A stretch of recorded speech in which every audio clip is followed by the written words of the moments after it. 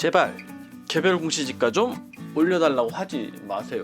자, 부제로 이 시국에도 재산세를 더 넣겠다고 외치는 사람들이라는 제목으로 찾아왔습니다. 여러분 안녕하세요, SD입니다. 자, 오늘은 제가 최근이지만 좀 늦었어요, 개별 공시지가 공시의 마지막 단계죠. 바로 이의신청 검증을 하면서 느꼈던 이야기들을 하려고 합니다.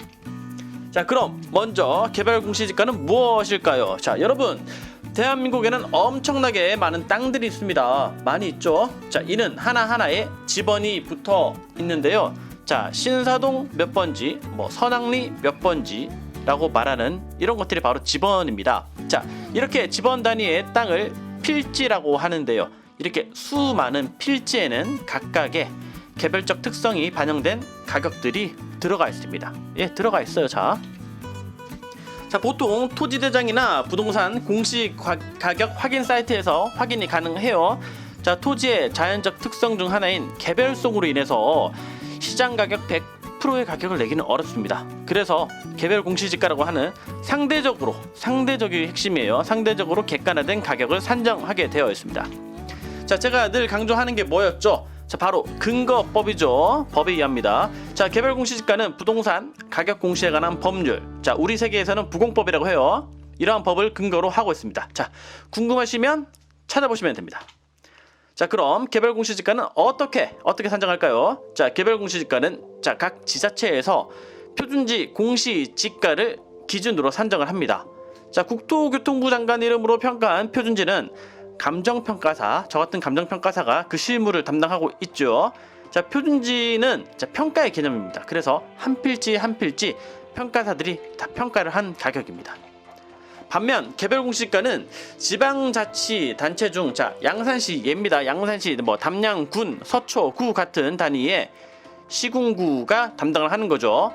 그래서 개별 공시지가에 대한 문의사항들은 여러분들이 살고 있는 곳에 동사무소, 흔히 말하는 주민센터 이런 곳이 아닌 구청, 군청 또는 시청 같은 곳에 가시면 됩니다. 자, 동사무소를 백날 찾아가도 아무도 답을 안 해줍니다. 못 해주는 거예요.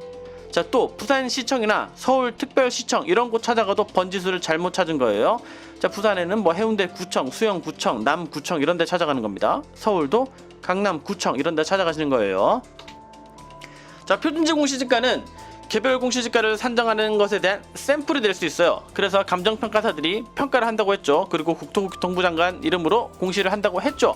자, 매년 1월 1일자를 기준으로 표준지 공시지가를 공시하게 되죠. 그럼 이를 기준으로 개별 공시지가가 산정되는 겁니다.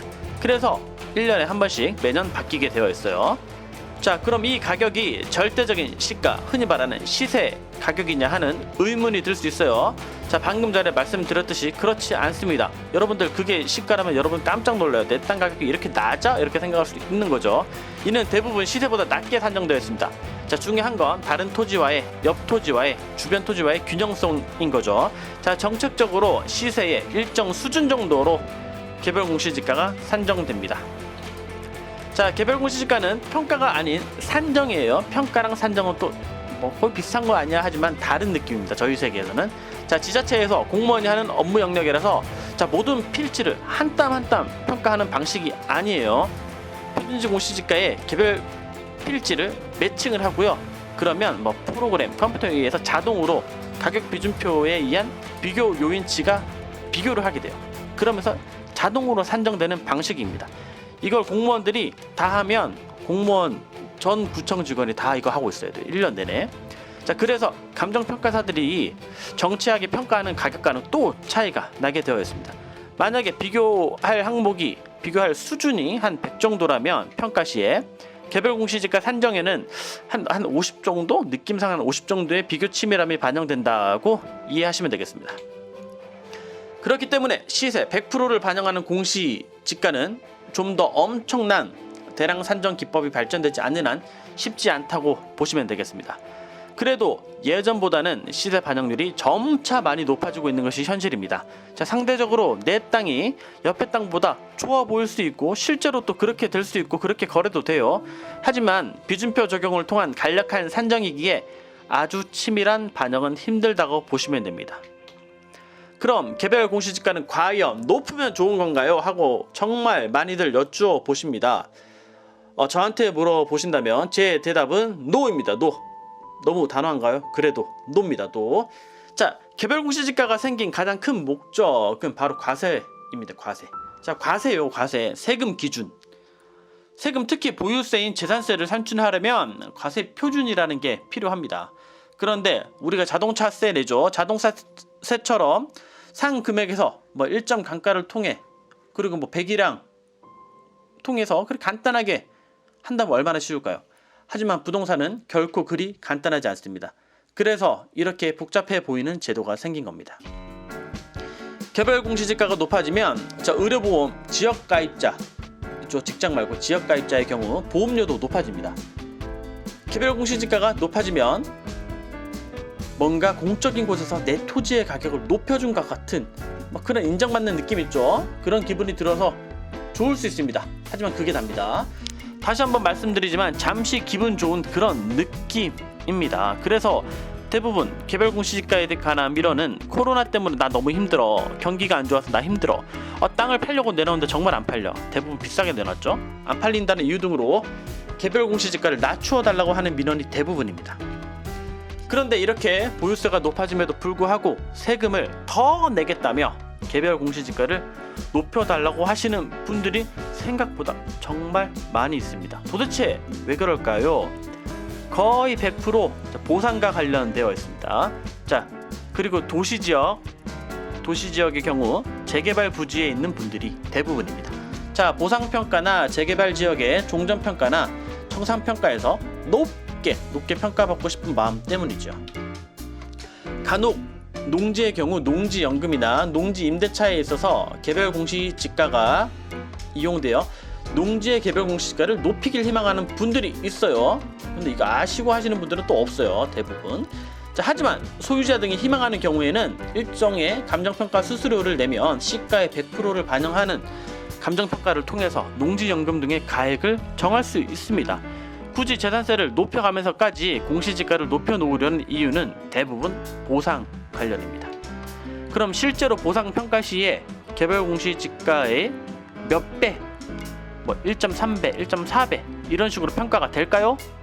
절대 그렇지 않습니다. 진짜 아니에요. 자, 개별 공시지가의 태생적인 한계를 알기 때문에 평가 금액이 바로 보상액이 되어버리는 보상평가나 재개발 현금 청산평가 등에서 개별 공시지가를 기준으로 가격이 절대 정해지는 게 아닙니다. 제가 수없이 말씀드리고 다닙니다. 자, 표준지 공시지가 기준법이라는 평가 방식을 쓰기는 합니다. 그럼 주변에 표준지 가격이 높아야 내 보상평가액이 높아지는 방식은 맞아요. 하지만 표준지 공시지가 역시 평가사들이 시세 100%의 가격으로 평가하지 않습니다. 점차 시세 반영률을 높여가는 추세이지만 아직도 100%와는 많은 거리가 있어요. 자, 조세의 저항, 여러가지 부작용 등이 있을 수 있어 한 번에 100%로 갈 수도 없습니다. 그럼 보상 시에 표준지 기준으로 보상을 하면 시세대로 보상이 안 되는 거 아니야 라고 생각을 하죠. 그래서 실제 보상 평가를 하면 표준지 가격이 시세 수준으로 될 수 있도록 보정 작업을 하게 되어 있습니다. 자, 임대의 경우는 시세의 10분의 1도 안 되는 표준지 가격도 많이 있습니다. 그럼 표준지 가격을 이렇게 보정치를 곱하여 시세 수준으로 만드는 과정을 거친다고 했죠. 제가 감정평가를 하는 사람입니다. 거짓말 안 하겠죠? 진짜. 자, 예를 들어서 표준지가 지금 가격이 제곱미터당 150만원 정도로 평가되어 있어요. 근데 시세는 지금 시세는 제곱미터당 300만원이에요. 그럼 어떻게? 보정치를 2로 만들어서 표준지 가격을 300으로 만들어는 거예요. 150 곱하기 2하면 300이죠. 그리고 나서 각자의 개별지랑 비교하는 방식으로 보상 가격을 평가하게 되는 겁니다.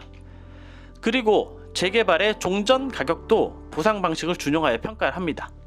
그런데 또 오해받기 쉬운 게 당해 사업으로 인해서 여기 땅의 시세가 올라간다면 흔히 말하는 프리미엄 P죠. P, 재개발 P가 많이 반영이 되어 있다면 그런 개발이익 부분은 보상평가액에서 배제하게 됩니다. 개발이익 배제의 원칙이에요. 자, 이 사업이 발생하지 않았더라면 원래 여기 땅값이 얼마 정도 되겠다라는 수준의 가격으로 평가를 하는 거죠. 원래는 이 땅값이 이 땅값이었으니까, 이 가격 정도였으니까. 자, 제발 개별 공시지가가 잘못 산정되지 않았음에도 불구하고 높여달라고 하지 말라는 이야기를 하고자 이렇게 장황하게 여러분께 시간을 내어 설명을 드렸습니다. 정말 말 못할 사정으로 개별 공시지가를 높이고 싶어도 이는 상대적인 균형을 중시하는 가격이라 내 땅만 가격을 올리고 혹은 내리고 하는 작업은 불가능합니다. 여러분, 동네에 제가 소문 안 나게 할 테니 해주세요, 한 내 땅만 해주세요, 이렇게 많은 민원들을 넣으시는데 받아들여지기 힘듭니다. 정말 터무니없이 낮게 산정되거나 명백한 오류로 보이는 경우가 아니라면 높여달라고 하지 않으셔도 됩니다. 자, 나의 개별 공시지가는 그냥 조용히 낮게 산정되면 좋은 거예요. 그리고 정말 여러 목적으로 제대로 된 가격이 필요하다면 감정 평가를 통해서 해결하는 것이 옳습니다. 여러분들의 지자체에 대한 그리고 재산세를 많이 내는 행위를 통한 헌신하고자 하는 마음은 이해를 하고 있습니다. 하지만 마음만 받는 걸로 하겠습니다.